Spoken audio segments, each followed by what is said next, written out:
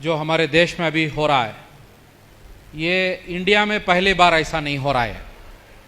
इसके पहले इज़राइल बोलकर एक मुल्क है, इधर ये पूरा फार्मूला उधर किया गया फार्मूला है। ये कोविड के बाद, कोरोना के बाद जो रामनवमी के नाम पर जो हमारे देश में अभी हो रहा है, ये वक्त की इंतज़ार करके थे ये लोग। They were waiting for the time. इंतज़ार करके जैसा वक्त आया तो इसको शुरू किए। ये कहीं कोई टपोरी लोग बैठकर प्रोग्राम करके इसको शुरू नहीं किए। इसको इंडिया का जो एस्टैब्लिशमेंट है, गवर्नमेंट स्पॉन्सर्ड प्रोग्राम्स है, ये देश का गवर्नमेंट इसको चला रहा है। तकरीबन देश के बहुत सारे स्टेट्स में रामनवमी के नाम पर जो प्रोग्राम, जो जुलूस निकाले गए, ये जुलूस का एक मकसद है। वो मकसद को पूरा करने के लिए वो जुलूस निकाले गए। पहला मकसद क्या है? पहला मकसद ये है कि मुसलमान, उसको गवर्नमेंट जॉब्स नहीं मिले, उसको कोई सहूलत नहीं, कुछ भी नहीं, कम सहूलत में भी मुस्लिम मोहल्ला में, मुस्लिम एरियाज में, गेटोस में जाकर मुसलमान वहां खुश है। इंडिया के 80% मुसलमान गेटो में ही रहते हैं। स्लम एरिया से थोड़ा अच्छा, पॉश एरिया से थोड़ा कम, गेटो बोलते हैं उसको। ये गेटो में मुसलमान जाकर जीते हैं। वो गेटो में ये आरएसएस के गुंडे 2000-3000 लोग जुलूस निकालकर उधर जाएंगे। उधर जाकर हमारे नबी के खिलाफ नारे निकालेंगे, हमारे मस्जिदों के खिलाफ बात करेंगे। ये सब करने के बाद एक भी मुसलमान नौजवान या 2-4 लोग आकर उसको रोकेंगे तो उधर जो है हंगामा शुरू हो जाएगा। वो एक बहाना। मस्जिदों पे हमला करेंगे, मुस्लिमों के घरों पे हमला करेंगे, दुकानों पे हमला करेंगे, जलाएंगे, सब करेंगे। उधर मुसलमान रोकने के लिए आएगा तो उसके घर को टारगेट करेंगे, उसके घर को टारगेट करेंगे। क्या हुआ मध्य प्रदेश में? क्या हो रहा है दिल्ली में, जहांगीरपुरा में क्या हो रहा है? विदाउट परमिशन मुस्लिम मोहल्ला में यह जुलूस निकाला गया। यह जुलूस निकालकर मुसलमानों को टारगेट किया गया। सरकार, जो लोग जुलूस निकाले, जो लोग आकर जुल्म किए, जो लोग आकर हमारे नबी के खिलाफ बात किए, जो लोग आकर मुसलमानों पे हमला किए, उन पे कोई कार्रवाई नहीं करेगी। सरकार उल्टा क्या करेगी?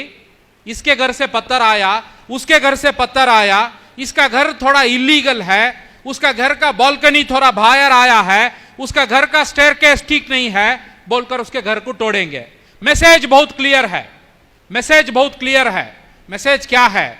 दुश्मन के तरफ से मैसेज बहुत क्लियर है। आपको गवर्नमेंट नौकरी नहीं, आपको सहूलत नहीं, आपको कुछ भी नहीं। आप जाकर मुस्लिम मोहल्ला में, गेटों में भी आप जिएंगे, उधर भी आकर आपको हम लोग मारेंगे, उधर भी आकर हम लोग आपको मारेंगे।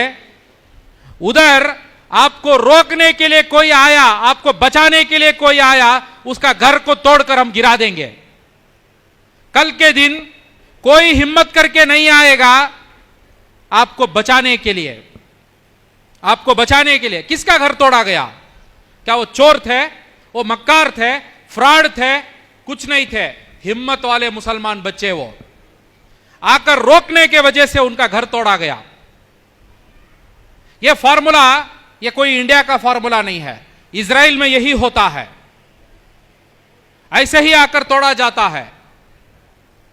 बंदूक लेकर आने वाले, पेट्रोल बम्स लेकर आने वाले, तलवार लेकर आने वाले, ये सब आतंकवादी नहीं है। पत्थर लेकर अपने घर की हिफाजत, अपनी मोहल्ले की हिफाजत करने वाले आतंकवादी बन गए इस देश में। टेररिस्ट बोलकर उनको टारगेट किया जाएगा। मीडिया क्या करेगी? उसके बाद मीडिया ट्रायल चलाएगी। ये सब बातों को 30 साल पहले ही पॉपुलर फ्रंट के लोग हम बोले, 30 साल पहले ही बोले यही होने वाला है। आप समझते होंगे ये जहांगीरपुरा में हुआ, आप समझते होंगे ये जो है मध्य प्रदेश में हुआ, आप समझते होंगे ये इधर हुआ। क्या आप समझते हैं कल मैसूर में नहीं हो जाएगा? क्या आप समझते हैं कि ये कल बेंगलुरु में नहीं हो जाएगा? क्या आप समझते हैं कि उधर का मामला है? ये उधर का मामला नहीं है। ये पूरा देश में फैलने वाला है। आज हम लोग इसको नहीं रोकेंगे। आज वी स्टिल हैव टाइम। पानी सिर्फ यहां तक आया है, पानी सिर्फ यहां तक आया है, अभी डूबने के लिए वक्त है। अभी भी हम लोग काम नहीं करेंगे, अभी भी हम लोग जो है इसको रोकने का इंतजामात नहीं करेंगे तो हम डूब जाएंगे। हां, हम डूब जाएंगे, मगर हमारी नस्ल क्या बनकर इस देश में जिएगी? हमारी नस्ल इस देश में क्या बोलकर जिएगी? संविधान, इस देश का निजाम, इस देश का सिस्टम, यह सब कहां चला जाएगा? भाइयों, बात करने के लिए बहुत डिटेल्स है। गेटोस में जाकर, गेटो क्यों बना? क्यों मुस्लिम गेटोस में जाते हैं? Why do they go to गेटोस?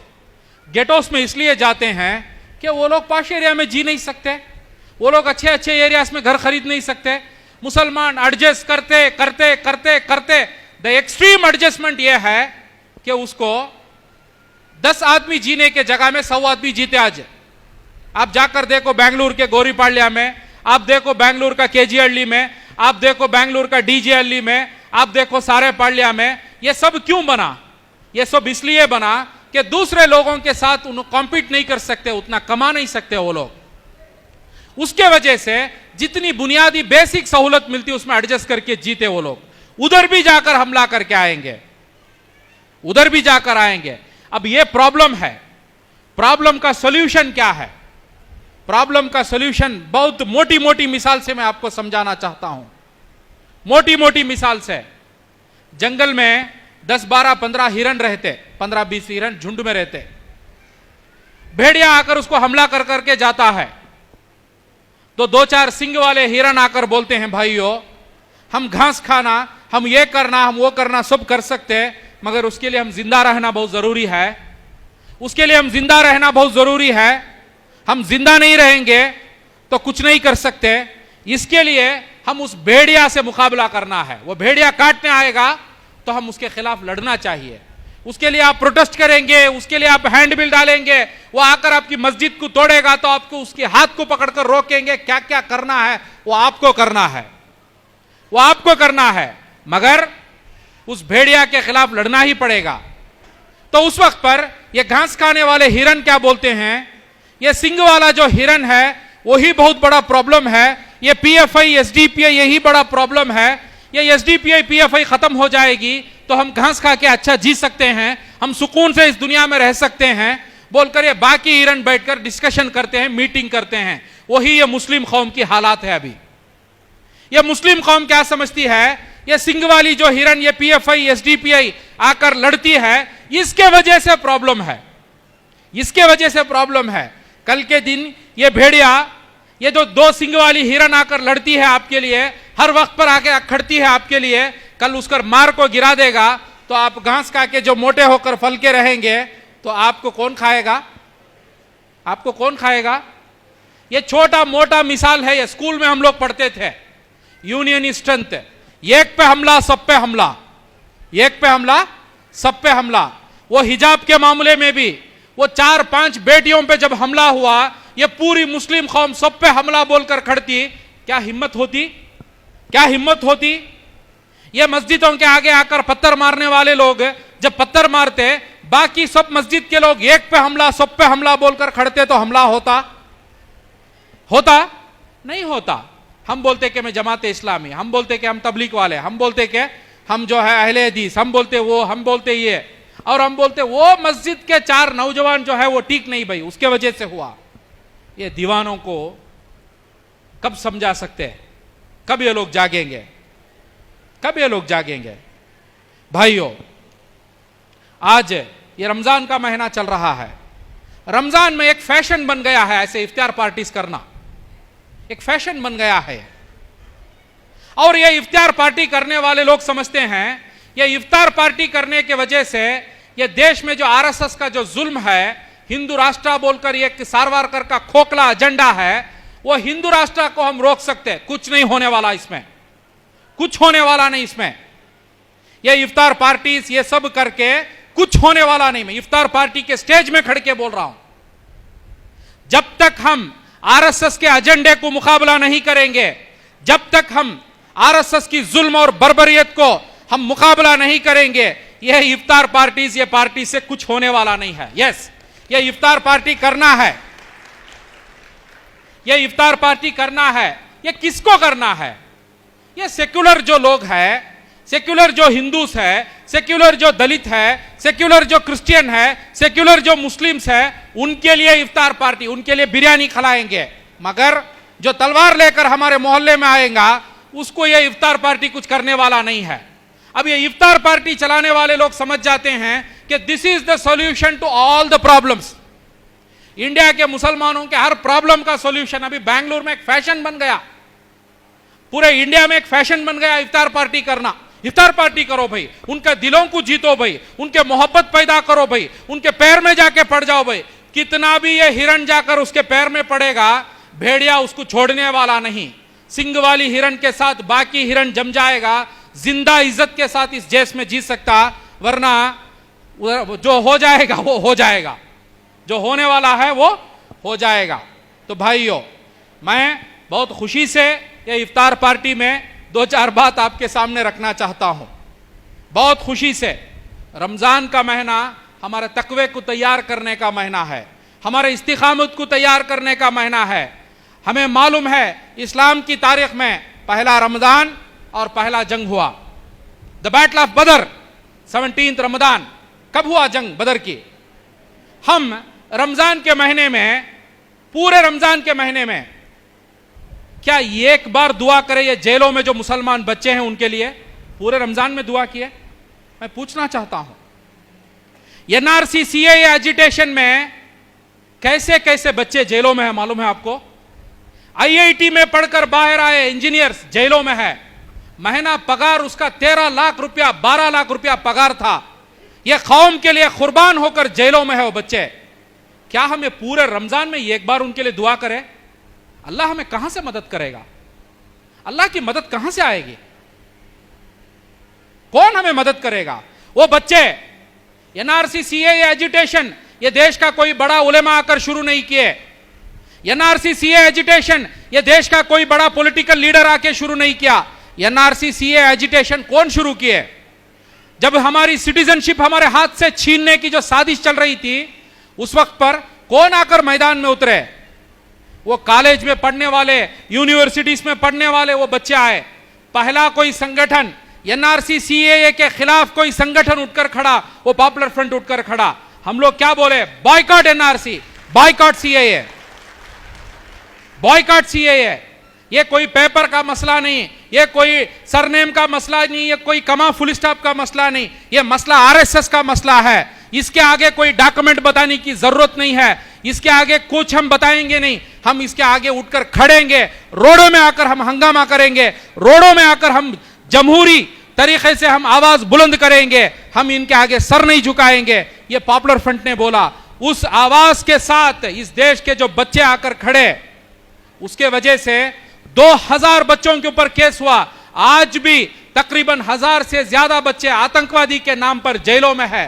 हाल ही में दिल्ली में एक बच्चे को मैं मिलकर आया, दिल्ली में एक लड़के को मैं मिलकर आया, तकरीबन 3 महीना जेल में था। 3 महीने में 2 महीने जो सेल में था, उधर रोशनी तक नहीं थी उस सेल में। किसके लिए गया उन्हें जेल को? तुम्हारे लिए गया उन्हें जेल को। और उसको मालूम है दुनिया के 13 कंट्रीज से उसको वीजा है, सिटीजनशिप है उसके पास दुनिया के 13 कंट्रीज में। दुनिया के टॉप 12 कंट्रीज के यूनिवर्सिटीज का उसके पास जो है एडमिशन, उसके पास उसके टेबल में पड़ा है। वो छोड़कर इस कौम के लिए जेल को गया उन्हें। क्या पूरे रमजान में एक बार हम दुआ करें उसके लिए? पूरे रमजान में दुआ किए? कौन आकर मदद करेगा? कौन आकर लड़ेगा आपके लिए? Who will be there to fight for you? ये जो टपोरी जो मुसलमान लीडर्स हैं, अलग अलग पॉलिटिकल पार्टीज में बड़े बड़े कारों में घूम लेकर, ये सब कौन है ये लोग? क्या उनकी क्रेडिबिलिटी है? क्या है उनके पास? कौम को बेचकर वो लोग यहां तक आए। नहीं बेचते तो उन्होंने रोड में जो है इडली बेचने की, रोड में चिला बेचने का उनका औकात नहीं है। कौम को बेचने की वजह से ये लोग आए यहां तक। आकर वो लोग खड़े, who are the leaders of the Muslim ummah? कौन मुस्लिम उम्मत का इस देश का लीडर? जिन्हें आपके लिए लड़ा उन्हें आपका लीडर है, जिन्हें आपके लिए जेल को गया उन्हें आपका लीडर है, जिसके ऊपर केस है, जिसके घर को पुलिस आई, उन्हें आपका लीडर है, ना कि बड़े बड़े कपड़े पहन लेकर उसके साथ 15-20 टपोरियों के साथ बड़े बड़े कारों में घूमने वाले ये कहां के लीडर है।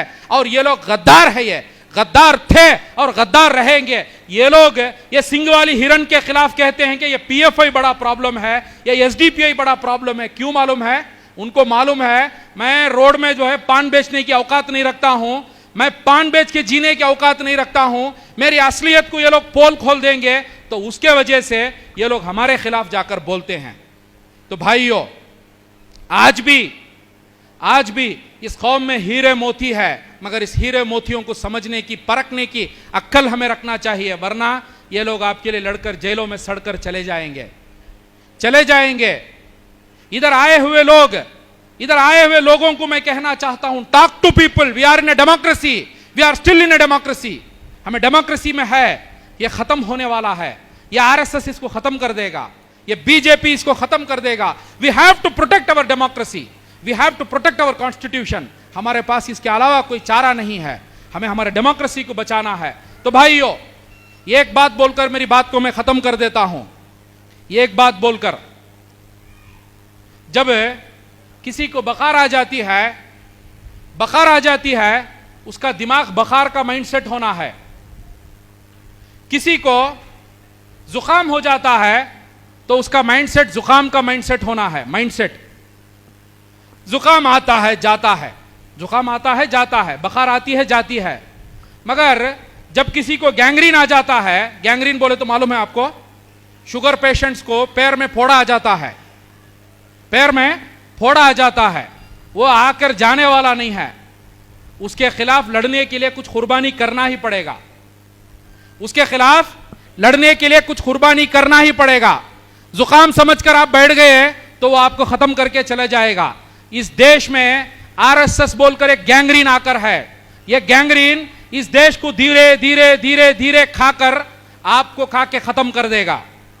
यह गैंग्रीन से बचना है, यह गैंग्रीन के खिलाफ लड़ना है तो कुछ कुर्बानी करना ही पड़ेगा। Without sacrifice, without any pain there is no gain. यह कुर्बानी के अलावा कोई चारा नहीं। लोग बोलते एसडीपीआई में जाओ ना को तुम्हारे ऊपर केसा हो जाती, एसडीपीआई में जाओ ना को तुम्हारे ऊपर जेला हो जाती। हमें भी बोलती हाओ होतींच हमारे साथ आए तो कैसा, हमें नहीं बोलती। हम ना ताज और तख्तों में तुम ना बिठाने वाले भी नहीं है। हमें एसडीपीआई में आए तो लोगों बोलती, पीएफआई में गए तो कैसा हो जाती। हमें भी बोलती होने वाला अच्छा है, हमें नहीं करके नहीं बोल रही।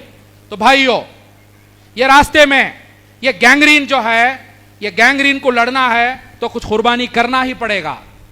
बिना कोई कुर्बानी के हम पा नहीं सकते, बिना कोई कुर्बानी के आरएसएस से आप लड़ नहीं सकते। झूठे केस आप पे डालेंगे, पुलिस आपके घर को आएगी, झूठे केसों में ईडी आपको आके अरेस्ट करेगी, झूठे केसों में आपको 2-2 साल 5-5 साल जेलों में डालेंगे। यह सब चीज आप बर्दाश्त करने के लिए तैयार नहीं तो गुलामी के लिए तैयार हो जाओ। इसके लिए आप रेडी नहीं तो आपके बच्चों को इस देश में गुलाम बनाकर जाने के लिए तैयार हो जाओ। इसके लिए तैयार है तो हमारा बहुत बेहतर ब्राइट फ्यूचर है। और इस रमजान में आखिरी हमारे साथ 3-4 दिन है। ये 3-4 दिन में सुजूद में, रुकू में, दुआओं में यही मांगो, सब्रनो सब्बित अख्तामना, या अल्लाह मुझे सब्र दे और साबित खत्म दे। मैदान से भागने वाला मैं नहीं रहना चाहिए। आज इंटरनेट में, गूगल में जाकर लोग मलेशिया का वीजा, मलेशिया का सिटीजन, तुर्की का सिटीजन, अमेरिका का सिटीजन, कनाडा का सिटीजन, इस्माइल सेठ मस्जिद के सामने फ्रेजर टाउन की चाय की दुकान के चर्चे। क्या मालूम है, इंडिया तो हमारे लिए बराबर का देश नहीं, हम इंडिया छोड़ के भागेंगे। ये इंटेलेक्चुअल एलीट, ये पैसे वाले मालदार मुसलमानों की यही बीमारी है, ये मैदान छोड़ के भागने वाले लोग हैं। ज्यादातर द लार्जेस्ट पॉपुलेशन बैठकर गूगल में सर्च करते हैं कि हमें अमेरिका में वीजा कैसा मिलेगा, हमें ऑस्ट्रेलिया में कैसा मिलेगा। कि आप लोग मैदान छोड़कर भागेंगे कि गरीब मुसलमान जाकर लड़ेंगे, ये गरीब मुसलमान जाकर लड़ेंगे। तो इंटेलेक्चुअल एलीट, द मालदार मुसलमान, पढ़ा लिखा मुसलमान, पहले उन्हें आकर कुर्बानी करना, पहले उन्हें आकर फेस करना, पहले उन्हें आकर। ऐसे एक दौर में, ऐसे एक जमाने में एक बार भी तेरे घर को पुलिस आकर नहीं गई, एक बार भी तेरे ऊपर केस नहीं हुआ डेमोक्रेटिक एजिटेशन का, तो इस कौम का लीडर तू नहीं है। इस कौम का लीडर तू नहीं है। मुझे फक्र है कि मेरे ऊपर एनआरसी सीए एजिटेशन का केस है। मुझे फक्र है कि बाबरी मस्जिद का केस मेरे ऊपर है। मुझे फक्र है कि मेरे घर को पुलिस आकर गई। मुझे फक्र है कि एक दिन ना एक दिन इस कौम के लिए मैं जेल जाने वाला हूं। मुझे फक्र है। ये नहीं है तो इस कौम का लीडर नहीं बन सकता। They are not the leaders of the Muslim ummah. Muslim उम्मत के लीडर्स, इस देश के लीडर्स वही लोग बन सकते हैं who are prepared for a sacrifice, who are prepared to contribute. नहीं तो तब्दीली आने वाली नहीं है। ये इफ्तार पार्टी से, इफ्तार प्रोग्राम से मैं इतना ही कहता हूं कि हम लोगों को काम बहुत है। We have to work for a better future. हमारे लिए हम वो माइंडसेट के साथ काम नहीं करेंगे तो हमारे देश के जमहूरियत को, हमारे देश के संविधान को हम कहां से बचा सकते हैं। बचाने के लिए वी हैव टू सैक्रिफाइस। यही कहते हुए मेरी बात को मैं खत्म करता हूं। अस्सलामु अलैकुम, अल्हम्दुलिल्लाहि रब्बिल आलमीन।